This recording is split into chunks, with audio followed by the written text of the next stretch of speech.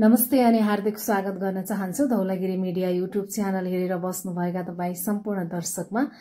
हामीले Dhaulagiri media YouTube च्यानलमा विभिन्न विधामा रहेर कुराकानी गर्ने गर्छौं। यहाँहरूलाई थाहा नै छ, शिक्षा, स्वास्थ्य, विकास, निर्माण लगायतका स्थानीय तहले गरेका गतिविधिहरूको बारेमा हामीले जानकारी दिने कुरा यहाँलाई अवगत नै छ। यसैगरी आज हामी जलजला गाउँपालिकाको वडा नम्बर 5 को वडा कार्यालयमा उपस्थित भइसकेका छौं। यहाँले देखिसक्नु भएको छ आज हाम्रा अतिथि को हुनुहुन्छ भनेर।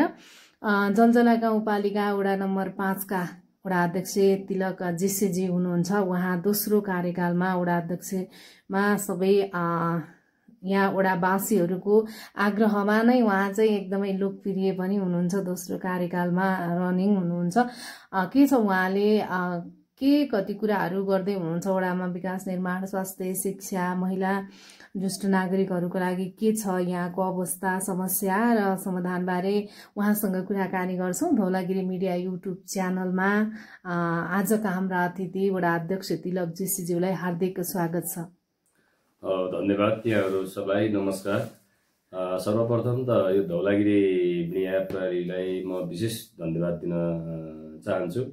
विशेष गरी हाम्रो यो जलजला गाउँपालिका वार्ड नम्बर 5 लेखपाटमा निरन्तर 74 सालदेखि यहाँका जनताहरूले मलाई एउटा थप जिम्मेवारी, पहिलो कार्यकाल त मैले आफ्नो हिसाबले बिताएँ र दोस्रो कार्यकाल पनि उहाँहरूले यहाँका जनताप्रति म धेरै ऋणी र आभार पनि व्यक्त गर्न चाहन्छु।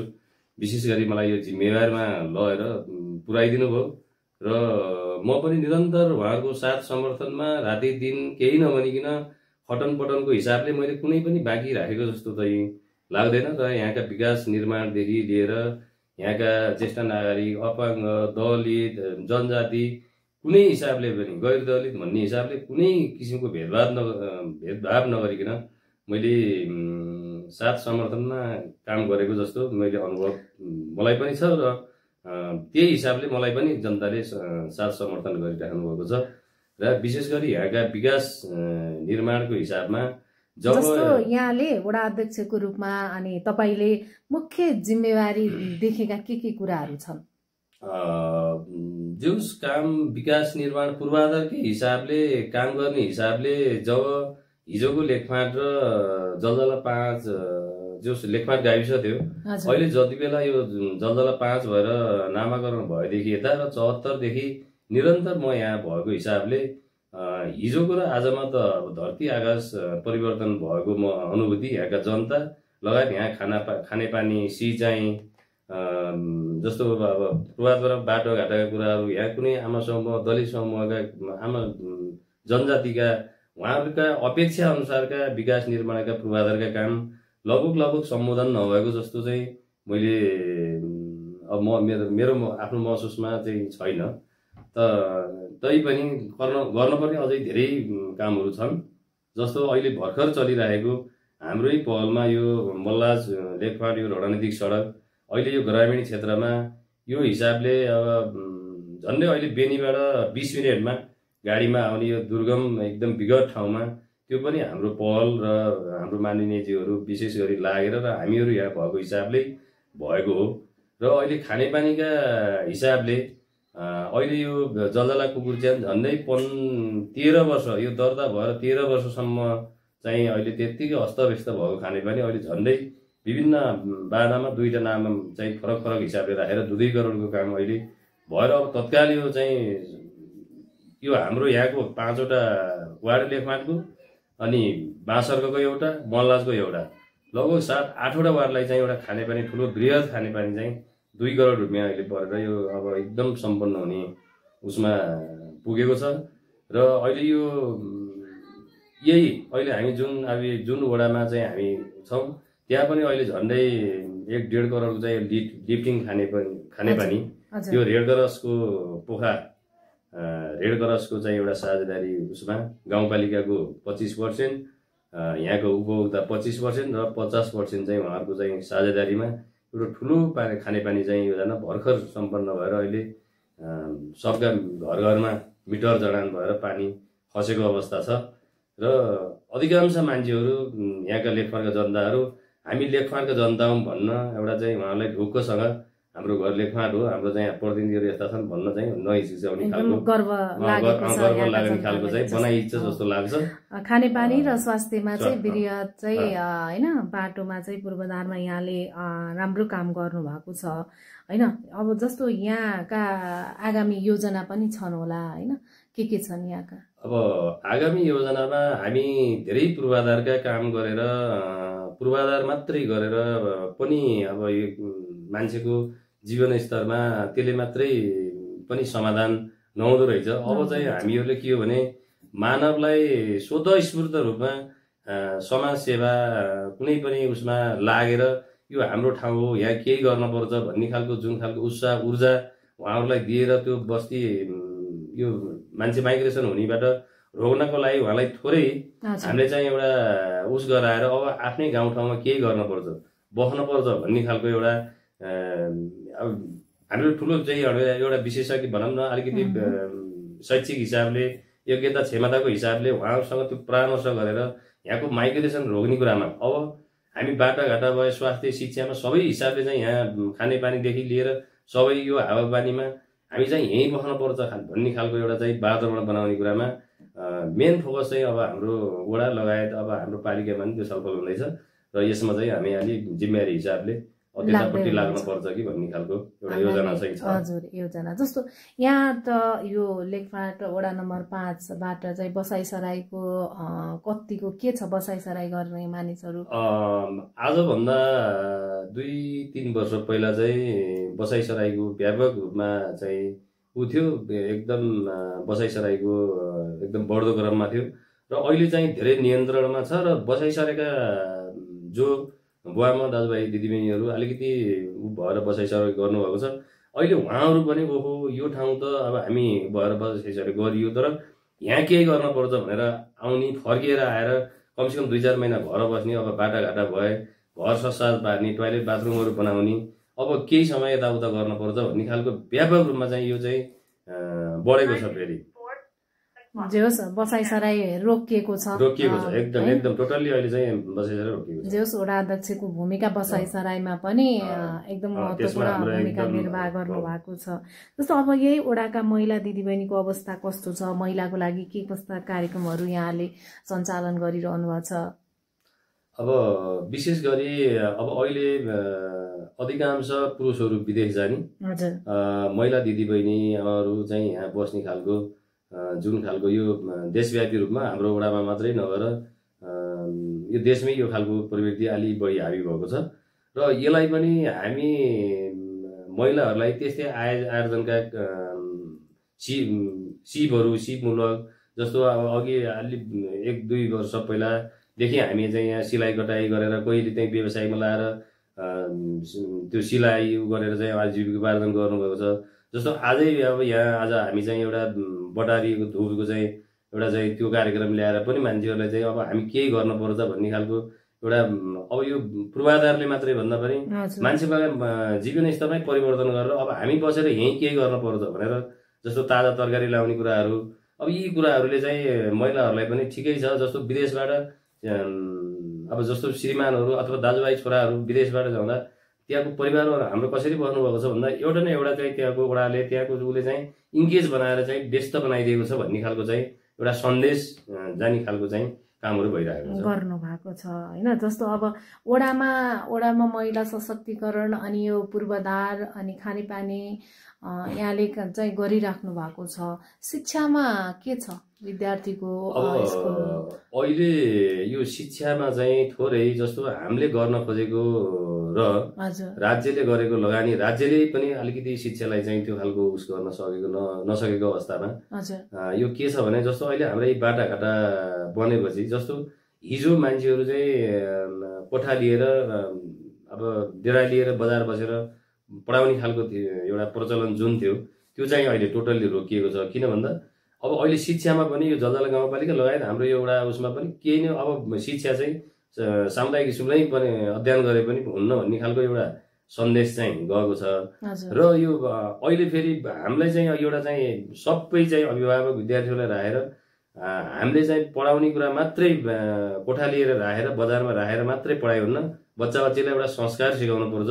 त्यो संस्कारबाट टाढा भए तिनीहरूले बाबुआमा पनि अलि भुल्दै गए, चिनेन। पछि मान्छेहरूलाई त्यो खालको भएपछि उहाँहरूलाई पनि हामीले विभिन्न कार्यक्रमहरू गराएर बच्चाहरूलाई संस्कार सिकाउनु पर्छ। बाबुआमाको काखमा रहेर शिक्षा दियो भने ती संस्कारी हुन्छन् र भोलि तिनीहरूले पढेको चाहिँ सही सदुपयोग हुन्छ भन्ने खालका कार्यक्रमहरू पनि दिएर अब त्यसरी गराइरहेको छ। र अहिले यी बाटाघाटा बनेपछि सामान्य रूपमा अब सामान्य परिवारले म बोर्डिङमै पढाउँछु भन्ने मान्छेले बाबुआमासँग बस्ने गरी बिहान तल लैजाने बेलुका ल्याउनेसम्मका पनि यो बाटाघाटा कारणले अहिले कोठै लिएर तल बसेर बस्ने खालको वातावरण चाहिँ अहिले चाहिँ त्यो अलि भएको छैन। बरु आफ्नै घरमा बसेर बिहान लैजाने बेलुका परिवारले ल्याउने त्यो खालको चाहिँ यहाँ एकातिर बरु त्यस्तो छ।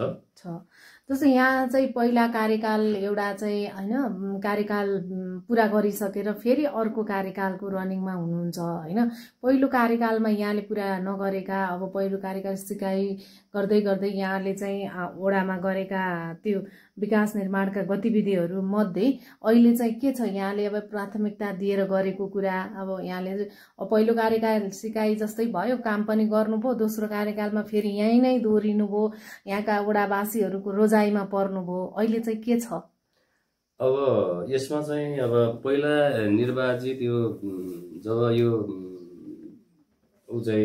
यो व्यवस्था सुरुवात भएदेखि पहिला झन्डै 74, 75, 76 सम्म लगभग त्यसका सिक्ने नयाँ भयो नि त। नयाँ भएको हिसाबले लगभग 1-2 वर्ष त्यसैको रुमल लिएर सिकाइ पनि हामीलाई भयो। अनि थोरै त्यस सिकाइ भयो लगभग आधी 2 वर्ष जति त्यसै भयो। अनि त्यो 3 वर्षको पिरियडमा त्यो सिकाइले केही कामहरू गरिए।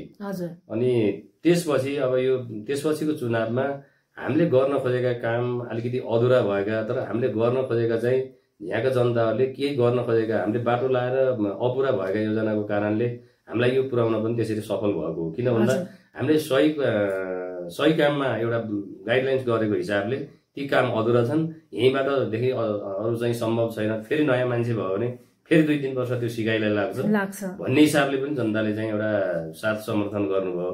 र त्यसमा हामी निरन्तर अहिले अवरात चाहिँ हटेर यहाँका जनताका समस्या कसरी समाधान गर्ने यहाँका चाहिँ भन्ने कुरामा हामी एकदम रात दिन नभनिकन खटिरहेको अवस्था छ।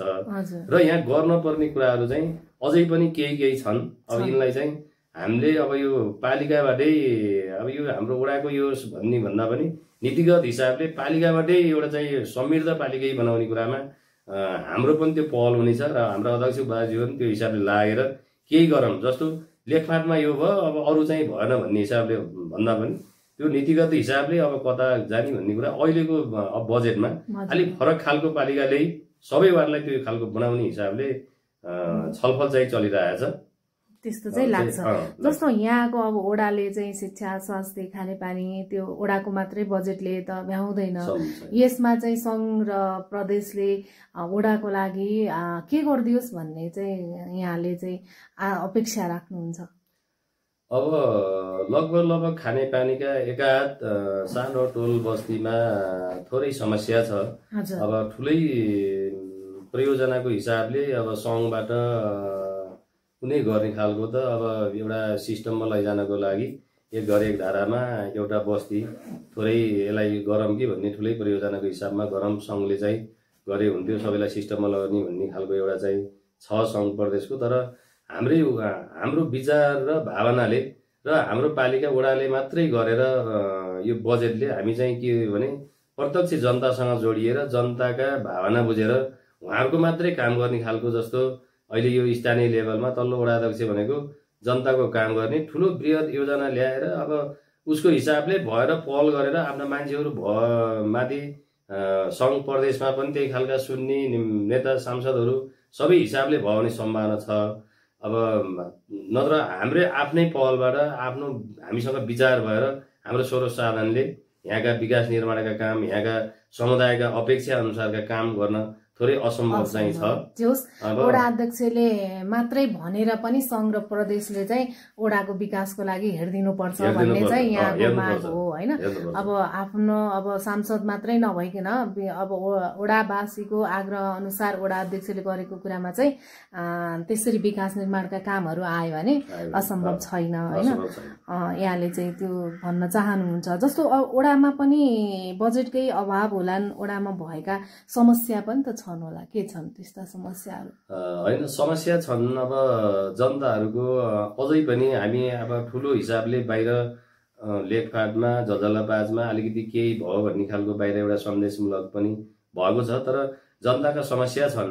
अब सानो अब एउटा कोही एउटा समुदायमा जाने गोरेटो बाटो जस्तो 20 मिटरले चाहिँ 20-30 मिटर चाहिँ भयो मलाई गोरेटो बाटो हुन्थ्यो भन्ने खालको पनि छ, तर ती साना मसिना कुरा अझै गर्न बाँकी छन् र जनतालाई सबै सम्बोधन गर्न त सकिएको छैन। जनताका समस्या छन्, तर हाम्रो खटन पटन भनेको निरन्तर तिनीहरूको समस्याको समाधानै गर्ने हो।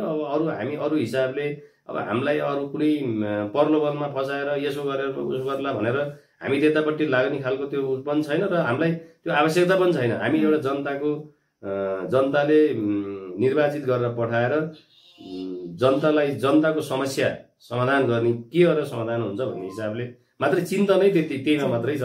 र ती समस्याको अब यो झन्डै यो 1.5-2 वर्ष अब अझ 2टा बजेटको हिसाबमा यहाँको जनतालाई लगभग सानातिना समस्या पनि समाधान गर्नेपट्टि अब पक्कै पनि हामीले यहाँबाट गर्ने वडाबाट हुने कुरामा चाहिँ सम्बोधन हुन्छ। जस्तो अब युवाहरू पनि छन् होला वडामा हैन, वैदेशिक रोजगारीमा जाने युवाहरूको लर्को कतिको छ यो वडाबाट? यहाँ कृषि अन्य पेसामा कतिको लाग्नु भएको छ? अब यो विशेष गरी यहाँको कृषिमा व्यावसायिक हिसाबले युवाहरू बसेर अब हामी केही गर्छौँ भन्ने खालको त्यो चाहिँ अलिक कम छ। किन भन्दा अझै विदेशै जाने खालको अझै पनि मान्छेहरूलाई यो गयो वहाँ गयो भन्ने छ, तर एकाध मान्छे चाहिँ विदेश गएर बिग्रिएर आएर त्यो मान्छेले के हुन्छ भने त्यो बिग्रिएर आएको फर्केर आएको देख्न भन्दा नि फलानाले मेरो साथी हो वहाँ गएर यति कमायो भन्ने खालको यो चाहिँ अर्काको सिको गर्ने प्रचलन जो नेपालमा जहाँसुकै छ, यसले थोरै अप्ठ्यारो चाहिँ छ। तर अधिकांश मान्छेहरू अब विदेश गएका, जस्तो अहिले विदेशमा भइराख्नु भएका हाम्रा दाजुभाइहरू जति हुनुहुन्छ उहाँहरूले पनि अब त्यही नेपालमा हामी आएर के गर्नु पर्यो त, तपाईँले सहयोग गर्नु पर्यो, गर्ने आफ्नै देशमा गर्ने हो भनेर उहाँहरूले पनि त्यो खालको गरेर अब केही समय पश्चात नेपालमा सबै साथीहरू जोडिएर बसेर अब हामी यहीँ केही गर्नुपर्छ। जस्तो हामी यहाँ बसेर हामीले जनताको लागि केही सोचिया छ, उहाँहरू विदेश गएर त्यो विदेशको भोगाई त्यो खटाइले अब यतिको दुःख चाहिँ गऱ्यो भने त नेपालमै धेरै कुराहरू सम्भावना छन् त भन्ने खालको उहाँहरूको पनि त्यो भएर अब केही समयपछि यो नेपालमा आएर सबै बसेर एउटा न एउटा एकीकृत खेती प्रणाली हो कि अरू कुनै फलफुल गर्ने हो कि त्यस्तो खालको एउटा चाहिँ नेटवर्क बनाएर गर्ने खालको साथीभाइहरूसँग त्यो कुरा भइरहेछ, त्यो सम्भावना छ। अब छिटै त्यसलाई अब सुरु गर्ने सम्भावना छ। जस्तो अब हामीले वडामा भइरहेका विकास निर्माणका कुराहरू यहाँले भनिसक्नु भएको छ, त्यसै पनि अब दोस्रो कार्यकाल जनताकै मागबाट यहाँ निर्वाचित हुनुहुन्छ हैन। अब कार्यक्रमको अन्त्यतिर पनि छौँ, यहाँलाई चाहिँ अब के छ विचार? अब विचार त अब जनतालाई अब के छ भनेर राख्ने हो भने उहाँहरूले अब तपाईलाई अब ठिक छ यो भन्ने खालको पनि आउन सक्छ, तर यो फेरि अब अलिकति मलाई कस्तो लाग्छ भने यो निर्वाचित उसमा चाहिँ एउटै पदमा पटक पटक हुँदा अब बाहिर पनि कस्तो पर्ने भने अब जित्ने हार्ने कुरा एउटा होला, बाहिर पनि यहाँ के छ र अहिले केही छ र पो यत्रो पटक पटक गर्छ कि भन्ने खालको आफू पनि आलोचित बनाउने खालको हुन्छ कि। अब यो भएर मलाई त्यो खास यो जनताको काम गर्ने चाहिँ मैले साँच्चै भन्छु हामी जस्तो मान्छेले गर्ने हो। जस्तो समस्याले अल्झिएको मान्छे निर्वाचित भयो भने त्यही समस्यामा भएर जनताले भनेको सेवा नपाउने है। अनि अब त्यो निर्वाचित त भयो, अनि त्यो निर्वाचित भएर पनि अब फेरि अर्को तनाव हुने। खास यो चाहिँ जनताको सेवा गर्ने भनेको के हो भने सबैतिरबाट आफू चाहिँ अब क्लियर भयो, बच्चा बच्ची आफ्नो ठाउँमा भए अब कसैलाई हेर्न पर्ने छैन। अब म समस्यामा लाउँछु, नितान्त मेरो चाहिँ अब जनतालाई सेवा गर्नुदेखि केही छैन भन्ने हिसाबले लाउने हो। म त्यो हिसाबले एकदम तयारी मान्छे भएर पनि हो।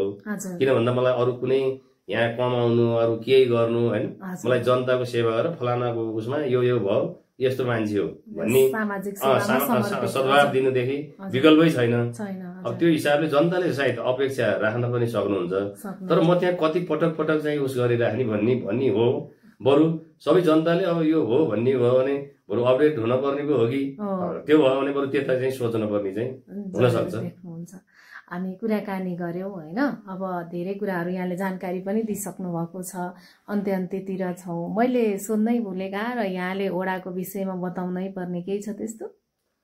अब अहिले लगभग हाम्रो ओडाकै विषयमा अब यो भयो हुन्थ्यो। अब यो के भयो भने हामी फेरि आफै यो जस्तो जनताले हामी प्रति अपेक्षा राख्ने ठाउँमा भएपछि हामीले फेरि अर्को अपेक्षा राखेर कसैलाई माग तेर्साएर नहुने कुरा गरेर पनि मैले त्यस्तो सान्दर्भिक देख्दिनँ। र मैले कसैलाई अब त्यो हामीलाई यो भएन ऊ भएन भन्यो भने जस्तो हामीलाई नै यही चाहिँ यो भएन ऊ भएन भन्छन् भने हामी त्यही ठाउँमा हुँदा त कति पुरानो सकिन्छ होइन, हामीसँग स्वर साधन कति छ। त्यो भएर मैले अरूलाई पनि त्यो अनावश्यक मान्छेलाई यो भइदिए हुन्थ्यो मलाई यो भएन यो ल्याए भनेर, किन भन्दा सम्भावना हुने कुरा अब छोटो गर्ने, तर मैले धेरै लबिङ गरेर त्यो पनि हुन्न। किन भन्दा त्यही हिसाबले होला सायद लेखपातमा केही अब कम चाहिँ बोल्ने अब चाहिने कुरा मात्रै गर्ने भएको हिसाबले पनि केही यहाँ बजेटका कुराहरू यी बाटाघाटाका कुराहरू यहाँका खानेपानीदेखि लिएर सिँचाइका यहाँ 2-3 करोडको एउटा सिँचाइ सम्पन्न भयो होइन। अब यी कुराहरू त्यही भयो, त्यही कारणले होला नेताहरू हामीसित भेटिने अब हामीसित भएको नेताहरू पनि हामी धेरै त्यो प्रेसर नदिएको हिसाबले र आवश्यकता मात्रै बताउने हिसाबले मात्रै हुन्छ र त्यो चाहिँ कार्यक्रमहरू पनि यहाँ सपोर्ट हुन्छ जस्तो लाग्छ मेरो विचारमा। यहाँलाई धेरै धेरै धन्यवाद। यहाँसँग कुराकानी गर्ने धेरै पहिलादेखि नै हाम्रो चाहिँ अब कुराकानी गर्नुपर्छ है भन्ने चाहिँ थियो, बल्ल आज समयले चाहिँ आज जुराइदियो। आफ्नो व्यस्त समय धौलागिरी मिडियालाई दिनुभयो, यहाँलाई धेरै धेरै धन्यवाद दिन चाहन्छु। ल धन्यवाद छ। विशेष गरी हाम्रो धौलागिरी मिडिया र हाम्रो पत्रकारितामा हाम्रै गाउँको चेली बहिनी यति हिसाबले आएर हाम्रो यो कार्यालयमा आएर यो जुन खालको एउटा चाहिँ भूमिका दिएर यो संसारभरि उसमा राखेर यो चाहिँ जुन खालको यो अवसर मलाई जुटाइदिनु भयो र तपाईँ आउनुभयो, धेरै धेरै धौलागिरी मिडिया प्रहरीलाई धेरै धेरै धन्यवाद छ। र यसमा जोडिनु हुने हाम्रा सारा मेरा आफ्ना इष्ट मित्र यो लेखपाटवासी यो पाँचका सब आमा दिदीबहिनी दाजुभाइ दिदीबहिनीहरू र जलजलावासी सबै सम्पूर्णमा मेरो हार्दिक नमस्कार छ। धन्यवाद। हस्, यहाँलाई पनि धेरै धेरै दर्शकबिन तपाईलाई आजको कार्यक्रम कस्तो लाग्यो? धौलागिरी मिडिया युट्युब च्यानल हेरेर बसिराख्नुहुन्छ र हामीलाई लाइक शेयर कमेन्ट सब्सक्राइब गर्न नभुल्नु होला भन्दै आजका अतिथिको कुरा तपाईलाई कस्तो लाग्यो कमेन्टमा लेख्नु होला। यहाँलाई लागेको जिज्ञासा केही छ भने म फेरि उहाँसँग यही वडा कार्यालयमा आएर तपाईको जिज्ञासा मेटाउने प्रयत्न गर्नेछु भन्दै आजको कार्यक्रमबाट बिदा हुन्छु। नमस्कार।